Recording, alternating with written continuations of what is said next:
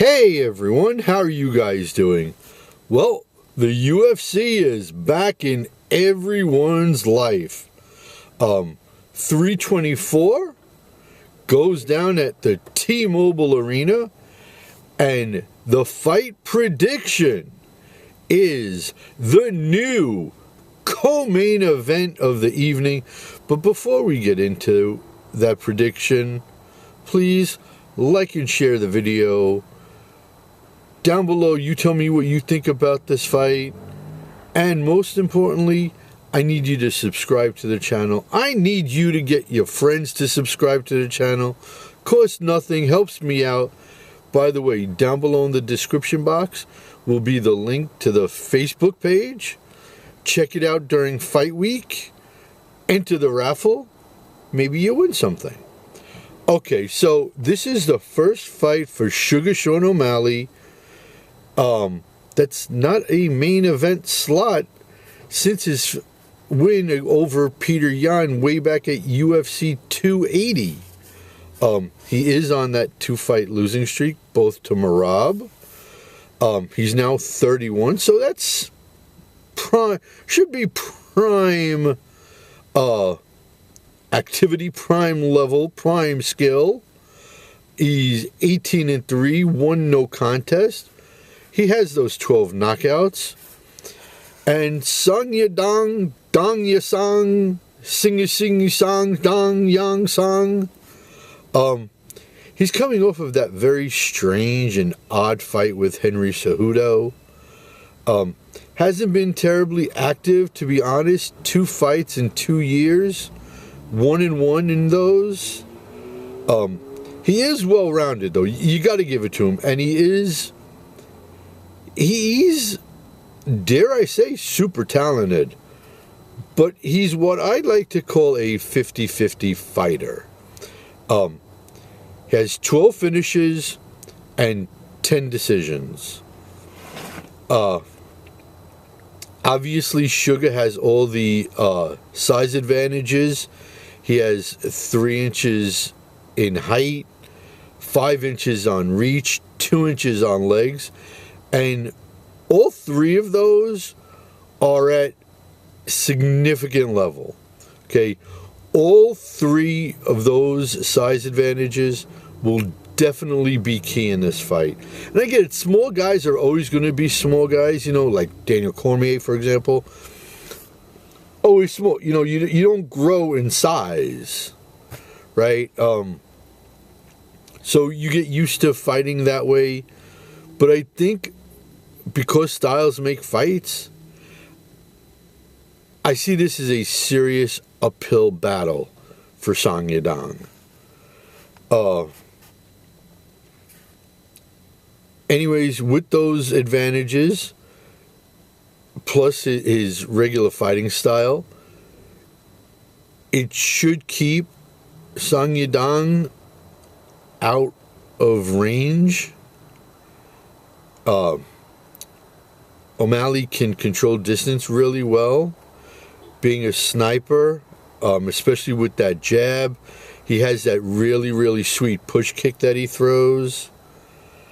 And Yadong tends to eat a lot of strikes. Now, you have to give him credit. He has, dare I say, a solid chin. I mean, look, he's only been knocked out 2 times in 32 fights. So you have to give it to him with all the shots that he takes. But it would be better if he wasn't taking all those shots, right? Neither one of the 2 of them is a serious threat on the ground. Which is shocking because Sung Yadong is such a prized pupil at Team Alpha Male. You figure Uriah Faber would get him shooting more, working on takedowns more than he is.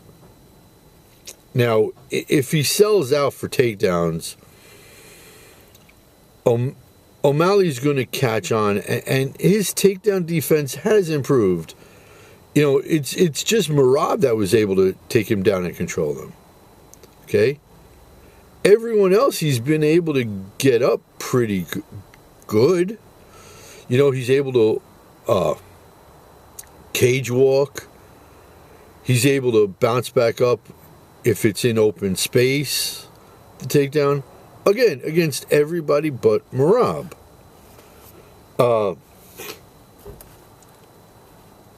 The only way Sang Yadong can come inside is to rush in with pressure and attempt his dirty boxing, especially against the cage.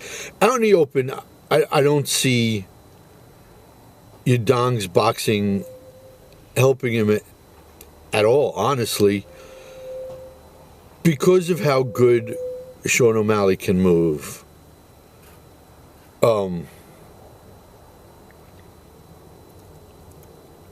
As far as the boxing of Yadong's,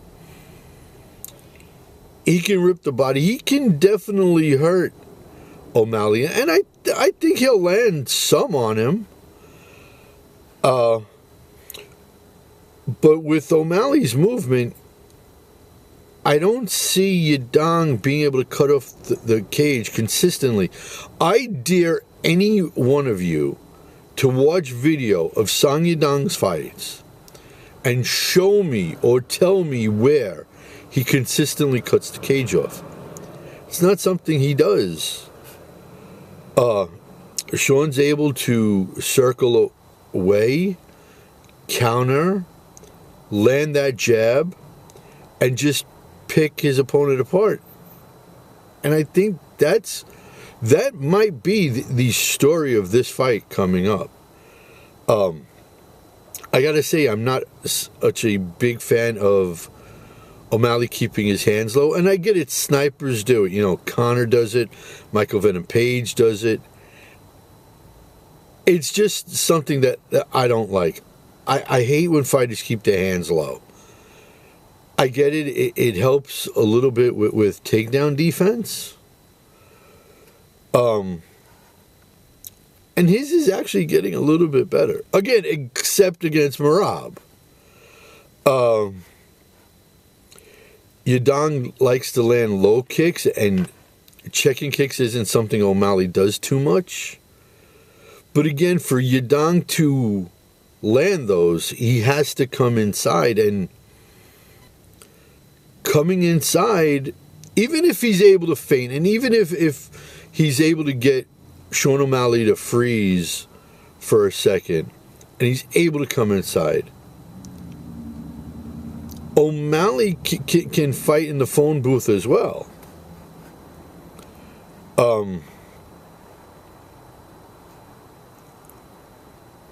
Another issue with Sang Yadong is he throws everything really hard.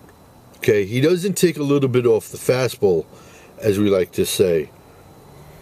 And he likes to throw those big looping right hands. And again, with O'Malley's movement, I think Yadong is going to be swinging and hitting nothing but air.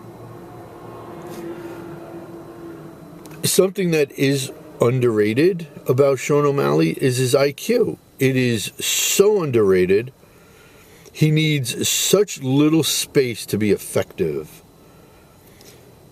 And let's say, hypothetically speaking, Sang Yadong is effective at getting takedowns, and he's able to take O'Malley down 3, 4, 5 times. He completely sells out for takedowns. Well, he can't just lay on top of him. If he's on top, he's going to have to do damage. Yeah, he might be able to steal around by being on top in some judges' eyes. But remember, this is a 3-round fight. This isn't a 5-round fight. It's 3. So if you steal around, you only need one more round. And that's where Sean O'Malley's IQ comes in, where he can make the adjustments midway through a fight and come up with a on-the-move game plan. I just don't see him able to keep him down on the ground. Honestly. He can crawl walk. Oh, cage walk. He's able to bounce back up relatively easy in open space. Now, both guys definitely need this win. They really do. Okay, both guys want that next title shot against Peter Yan. I think Sang Yadong needs this victory even more. Even though he's not on a two-fight losing streak like O'Malley. O'Malley's a former champ, so it's a little bit easier for him to demand a title shot, even coming off of 2 losses.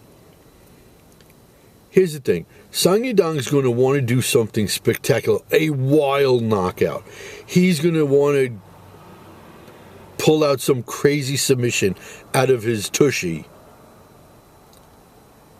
And I don't see that happening. And as a matter of fact, I see O'Malley lighting up Sang Yadong because of how crazy Sang Yadong is going to want to get some crazy finish. And I think O'Malley's going to hurt Sang Yadong really bad. And it's just going to pick him apart piece by piece. Again, I could see him stealing around. But the fight prediction is late round 2, early round 3, technical knockout, Sugar Sean O'Malley. Now, he'll obviously call out Peter Yan, but I would much rather see the winner of this fight, which I am, like I said, fight prediction, Sean O'Malley. I'd rather see him fight the winner of Umar and Figueiredo for a true number 1 contender spot. I could see giving it to O'Malley, the title shot right off, you know, especially since he has a win over Peter Yan already. You know, I would just like to see Umar Figgy winner face, you know, Yadong O'Malley winner first. O'Malley teased that a loss and he walks away and he retires. I don't see that. You know, he's 31. I don't see him retiring. I can see him moving up in weight. Now look, at featherweight, Sean O'Malley, here's something interesting. Sean O'Malley at 145 versus Yair Rodriguez. Tell me that's not a great fight. Tell me you wouldn't be interested in seeing Yair Rodriguez and O'Malley throw down at 145. I dare you. Tell me that. All right, guys. So the fight prediction once again, 324, co-main event, Sugar Sean O'Malley over Sang Yadong. Late 2nd round, early 3rd round, technical knockout. And until the next video, Cyclone saying, peace out, homies. And don't forget, subscribe to the channel, get your friends to subscribe.